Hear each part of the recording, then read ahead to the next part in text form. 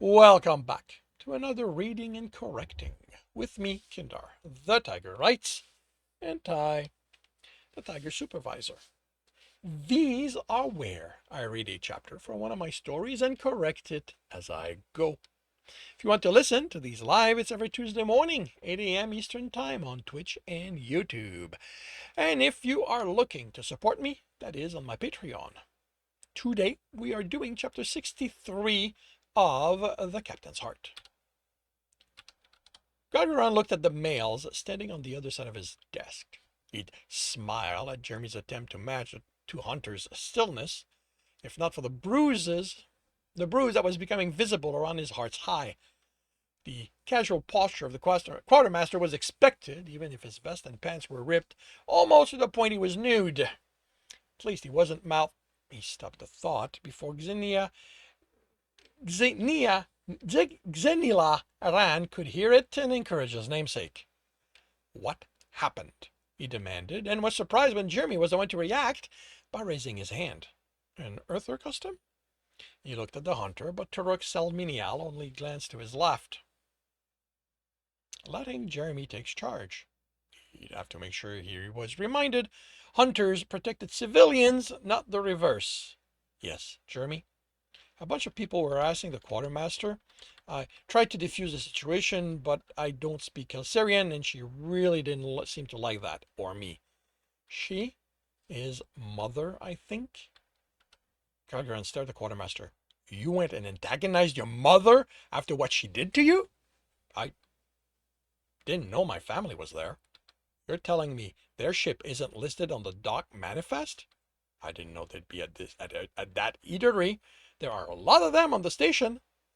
Xenila Haran had meddled somewhere in there. The problem was where and how much. Did Gralgiran believe the god would arrange for the quartermaster to run into his mother? If so, why? It was more believable he'd arrange for Jeremy and the people he was with to be there so they could pull Xenial Hertalan out of the mess he'd made for himself. And why did you approach her? I didn't. A cousin noticed me, pointed me out, and she approached me. And why did you get involved, Jeremy? Are you saying you'd rather I've left him? Are you saying you'd rather I left? No, there's no have here. Are you saying you'd rather I left him there for them to beat him up? Gralgiran stared, trying to understand how Jeremy had gotten that from his question. The answer to it was there. But the answer to it was there. If you were worried about his safety, you should have told one of the hunters. I didn't know things would escalate into a fight. I was mainly going there so he wouldn't be alone, but then I heard what she said, and I wasn't going to let her talk to him like that. He looked at Turok Selminial. And how did this devolve into fighting? I went to support Jeremy, Alpha. The others followed. We made it clear the quartermaster was one of ours, and who we were. I advised them to stand down. They didn't. You clearly have never dealt with my family, the quartermaster said, and Gralgiran glared at him. And why didn't you simply take Jeremy and the quartermaster and leave? The hunter's ears folded back. You are a hunter, Turok Selminial. You know better than to let your emotion. He stared at Jeremy's again raised hand. I threw the first punch. Why? Try as he might, he couldn't fathom why his heart would strike a Kelsirian he didn't know, even in a tense situation like this. His heart glanced at the quartermaster. I'm not repeating what my mother said about him. Jeremy sighed. I can't repeat it word for word because I don't have the English equivalent for everything, but she basically called you an incapable grass muncher who couldn't even get his dick hard to shove it into a pile of shit. Me specifically? That would mean the Tahalan knew about his involvement in rescuing the quartermaster. Our captain, Turok Selminial said. Yeah, Jerry replied, glaring at the hunter. My heart. All right. He couldn't be angry at a civilian for losing their temper. The report he'd received from the station made it clear that once the fighting started, his hunters had fought to leave and that the Halan had pursued until station security had gotten involved. So, other than letting things reach that point before intervening, they had performed their duties. Jeremy, Xenial Her Tahalan, as civilian, the station has made your punishment my responsibility. He locked gaze with the quartermaster. Without evidence of you actively engineering the situation, you are a victim. But the station expects all parties involved to be reprimanded. You are not to leave the ship. If station security finds you there, you will be arrested and you will be responsible for the fees to be released once the Bane is ready to depart. I'm sorry, Jeremy, but this applies to you too. Disturbing the peace on a Federation-governed station is not something they take lightly. Jeremy wasn't happy, but he nodded. You can go. The quartermaster placed a data chip on the desk. You don't have to worry about me trying something. I already got what I went there for. Went there for. He pushed the chip in Gralgiran's direction. I think that's what's on there will be useful for what you've been sniffing around, Alpha Hunter. Gralgiran nodded in acknowledgement, but otherwise ignored it. He had something else to deal with. He considered the Hunter and Beta. Under normal circumstances, this should be handled by his Beta, as he'd send the other Hunters too, but the Senecal de Sirar was only there because Earther and Kelsirian was sleeping, and this wasn't exactly about how the Hunter had performed his duty. Beta, I will handle this and send a report to the Hunter's Beta. Thank you for making yourself available. Yes, Alpha. Turek, this hid his worry well, but not perfectly. He kept looking at the Hunter well after the Beta's departure, and the discomfort smelled stronger. You do not answer to my heart, Hunter. Yes, Alpha. Explain to me why you were behind him and not in front. The Hunter opened his mouth and closed it. I can't, Alpha, he finally said, ears folding back. Can't or won't? Can't, he said confidently. All I can say is that I felt it was my place to stand, Alpha. A Hunter stands between our people and our enemies. Yes, Alpha. And you felt your place was behind him? Yes, Alpha. No hesitation. No thinking it over. However, he'd come to that conclusion. One he couldn't explain, he trusted it. A good Hunter trusted their instinct, but one that left a civilian in danger? You know I can't let this go unpunished. Yes, Alpha. Do you know how annoying your willingness to receive punishment is? Yes, Alpha. The Hunter frowned. No, Alpha, I don't. Gralgiran sighed. Stand down, Turek Salminial. Be a technician and just talk to me. Explain why you let Jeremy stand before danger like that. He's your friend, so I know this wasn't you being careless. The transition didn't seem easy, but then again, even as a technician, Gralgiran still greatly outranked him. He couldn't tell him to be a civilian without implying reproach, so he'd have to hope this was enough. I didn't intend to stand behind him.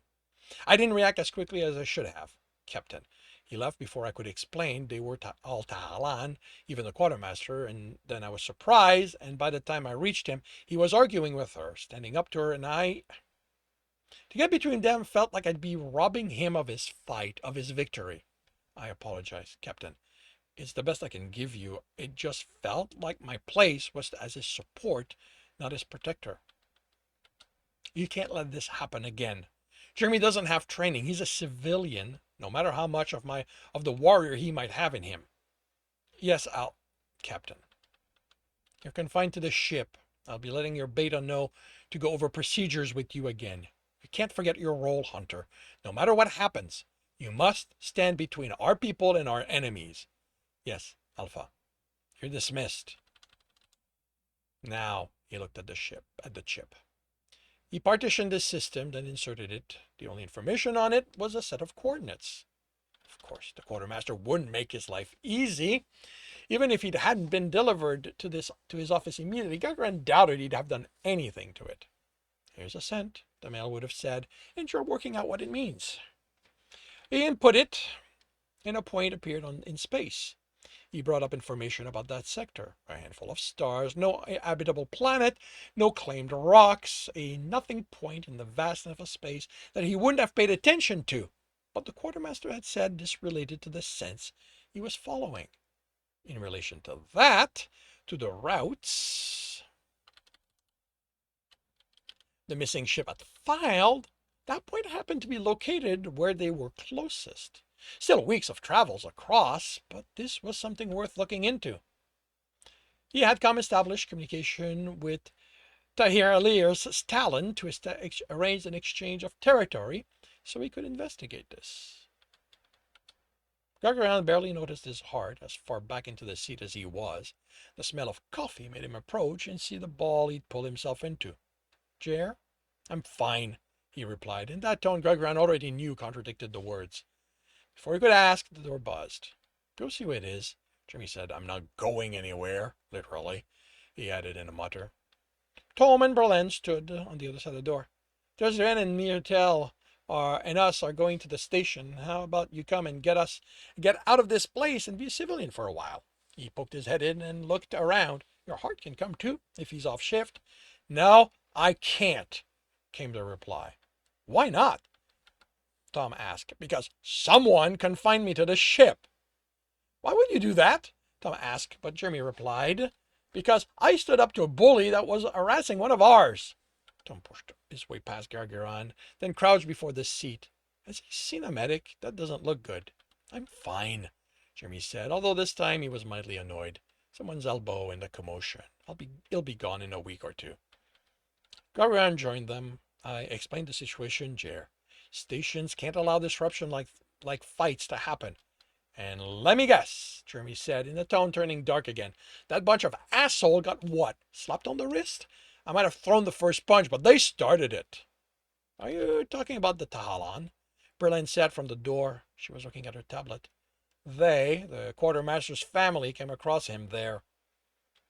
The quartermaster's family came across him here, Gralgiran said, unwilling to add accidentally. They were forced to leave the station, she said, and had to pay for disconnecting ahead of their planned departure. She looked up. That's no slap. Pirates don't have the finances we do. I guess they're going to have to attack more ships to make up what this caused them, Tom said. Great. Now I'm responsible for causing piracy. No, Jer. The Tahalan will not will let no one but the gods rule their fate. That is the reason they live away from everyone. Actually, well, to me, it's kind of clear this would be Kral.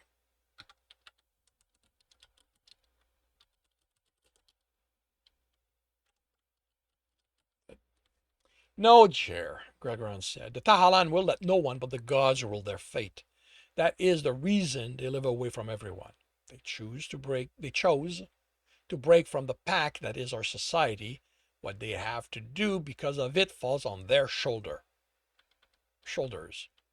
Tom squeezed Jeremy's knee.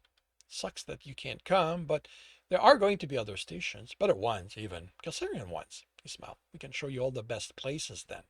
You'll see, there's way better fun to be had. You and the others go, Gralgiran said. No, Jeremy said, finding to exit the seat. Look, I'm being an ass and bringing down the mood. Knowing they didn't just walk away from this unscathed makes my punishment not as harsh. You go and have fun. Jer, I can stay. If nothing else, I can go another day. Go. I'll keep myself busy at my drafting table. Maybe check in on Toruk, he grinned. Make sure you didn't punish him too hard. No harder than he needed. He searched his heart's face. Are you certain? Yes. You go have fun with your friends. I'll have fun with mine if I get bored. All right. I'll see you when I get back. And this concludes chapter 63 of The Captain's Heart.